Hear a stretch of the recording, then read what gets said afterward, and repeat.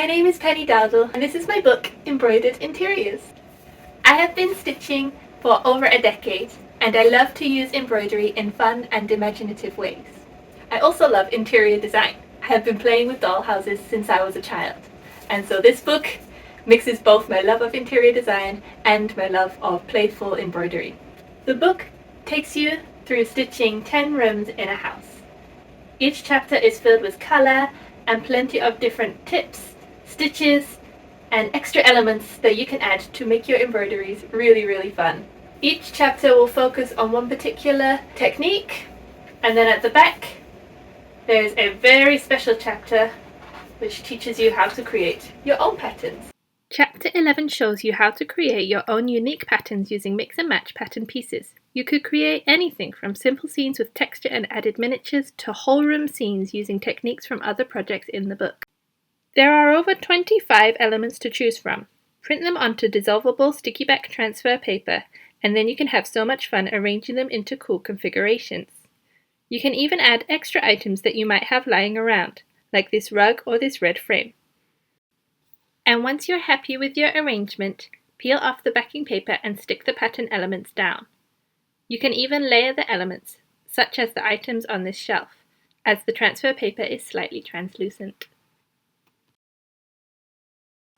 To stitch the outlines, I always use DMC pearl thread in colour 310 and thickness 12. It is a thick single strand cotton. Stitch the outlines using split back stitch. There is an extensive stitch library in the book, which shows you how to create this smooth outline. Another reason using transfer paper is so great is because it allows you to see the outline even when stitching on pattern fabric like this rug, which you wouldn't be able to trace onto. Keep the stitches nice and tight, especially when stitching curved shapes. Once all the outlines are complete, take the fabric out of the frame and dissolve the transfer paper in water.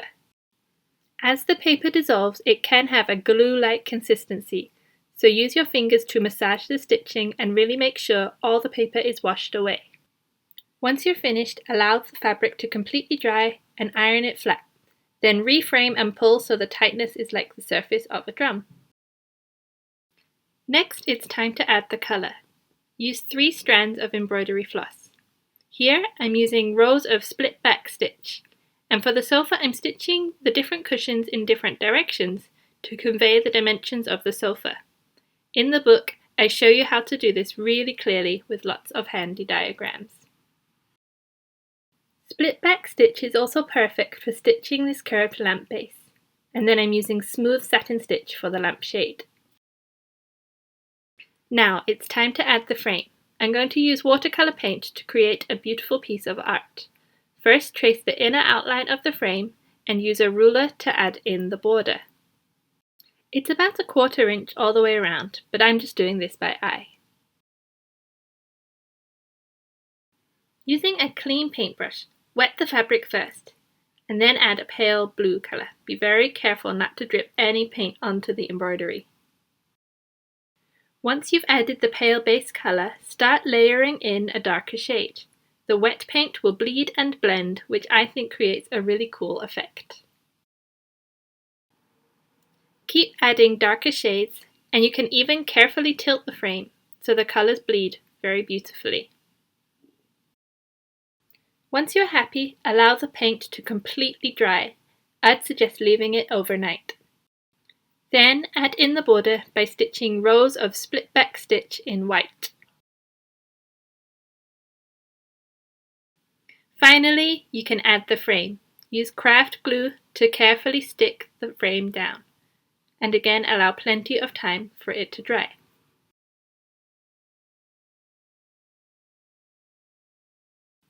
And finish off by adding a running stitch around the outside and gathering up the spare fabric behind the hoop for a clean and neat finish.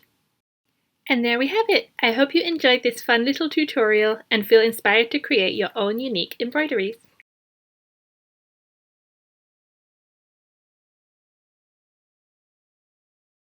I hope you enjoyed that tutorial as just a taste of the projects available in the book. Once again, it's called Embroidered Interiors by Penny Dowdell. Thank you so much.